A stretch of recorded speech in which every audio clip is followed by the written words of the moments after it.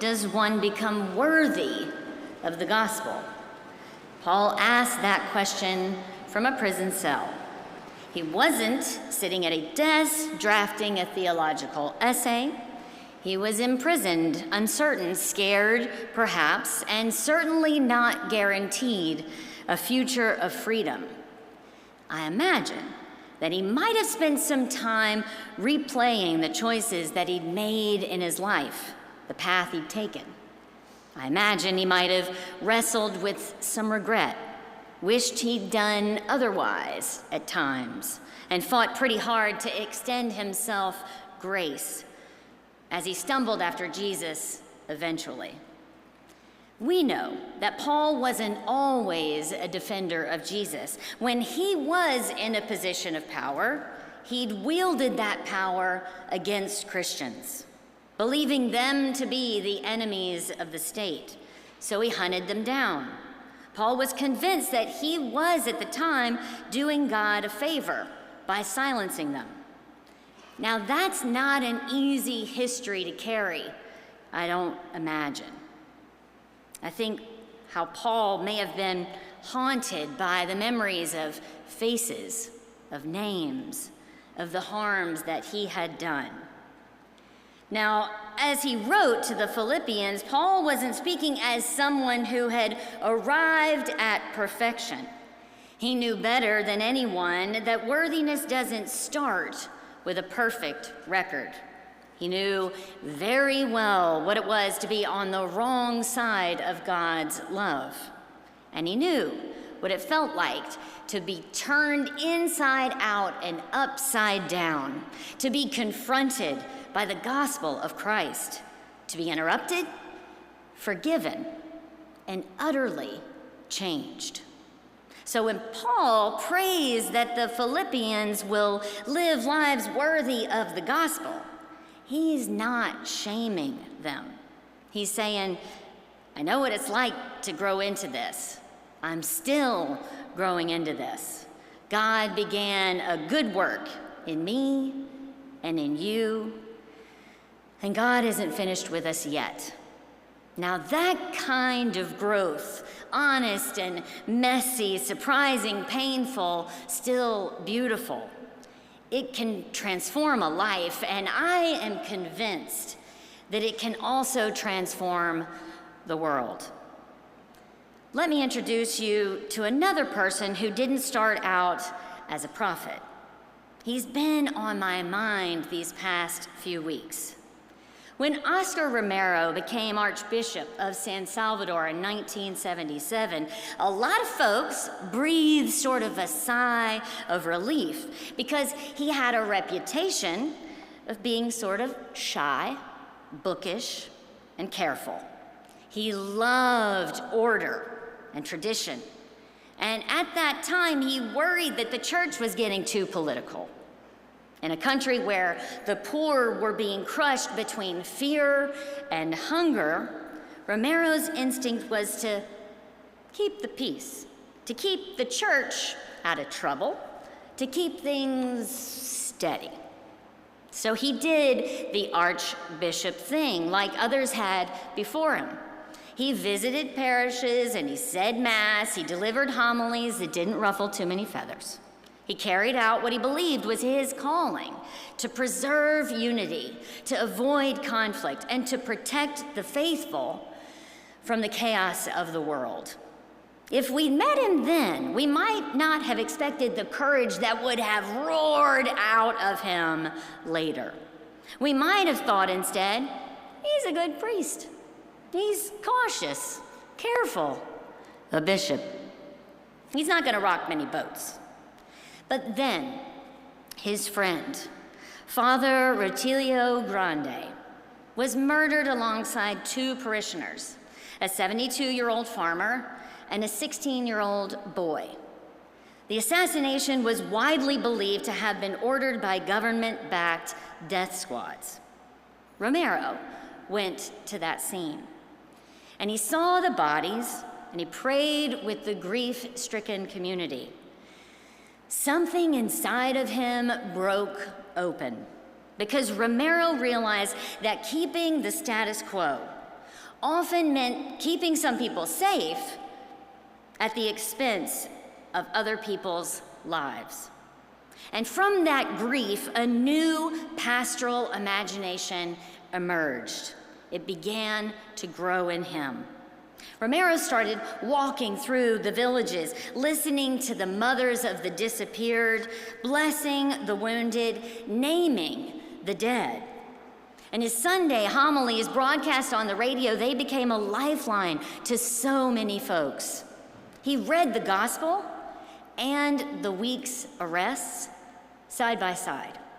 He didn't trade the altar for the podium. He brought the altar to the people who were desperate and they were hurting.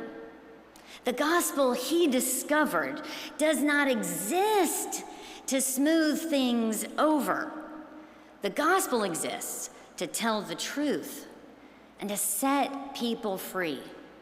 The gospel is courageous, Romero declared.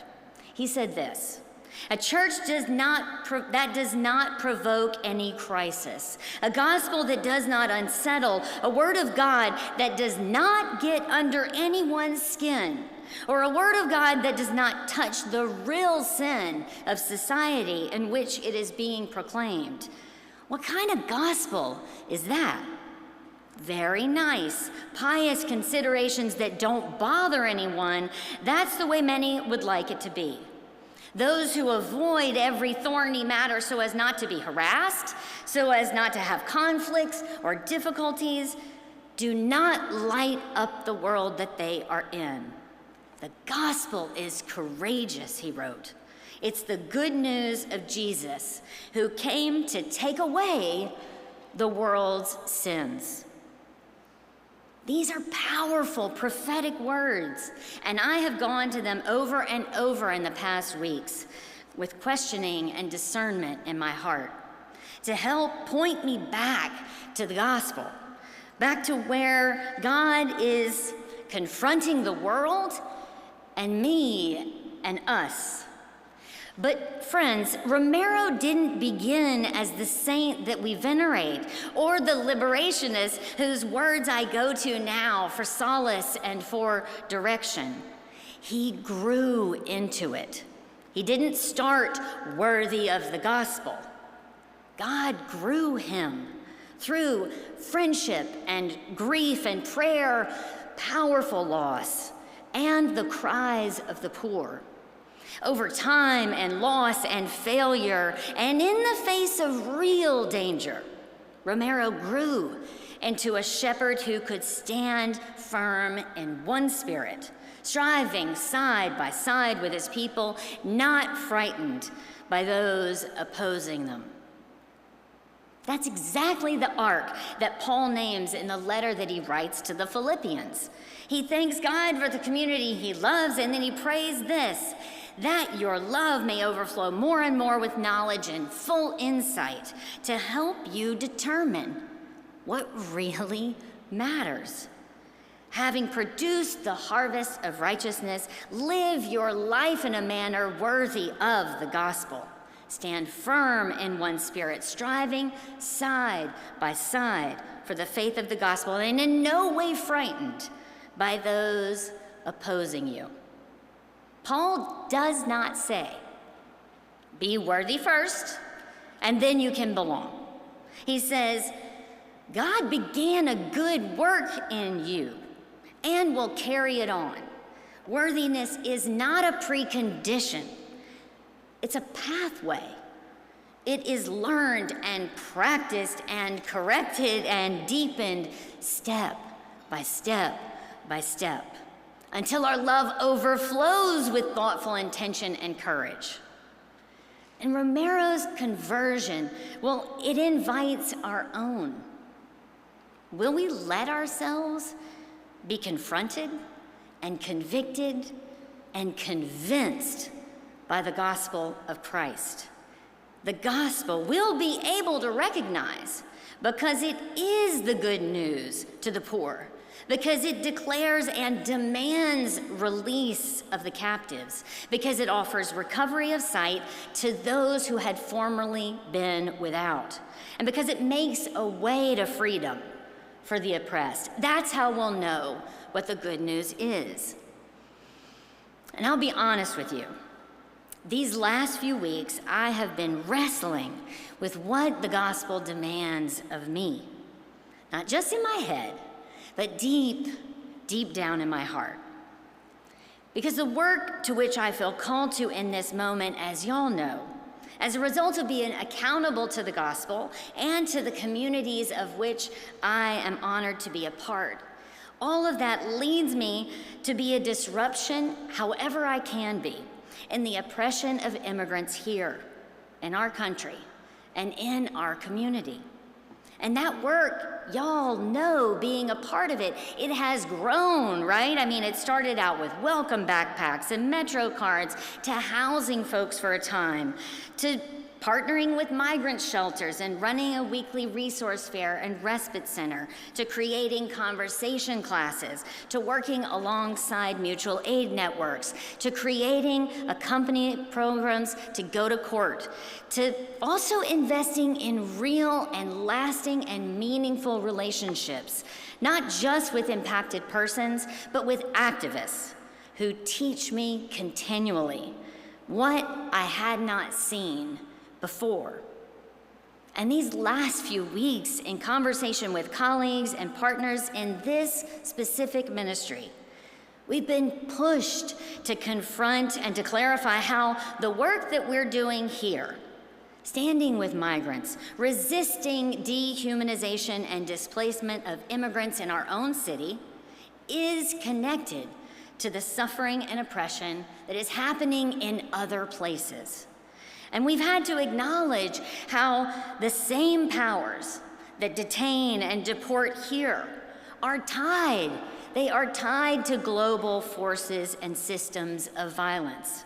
We've had to face how our government's actions, our tax dollars, our silence, not only enact evil here, but are linked to the starvation and the displacement and the genocide facing Palestinians right now.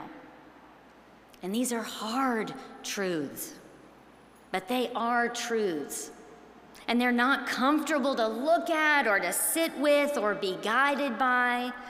But the gospel, if the gospel is truly good news for the oppressed, it has to be good news everywhere. We can't separate out our concern for our commitments to what's happening to our neighbors across the street and across the world. So I ask myself, and I truly ask, and we need to ask ourselves, where are we being tempted to defend the status quo because it feels safer? Where do we need to re-examine our lives in light of the gospel? Where might the trust that we have worked hard for in relationships across difference make possible pathways to courage and clarity and liberation for all of us? And where is the Spirit asking us to stand firm, to confront the powers that harm the vulnerable, even if it costs something?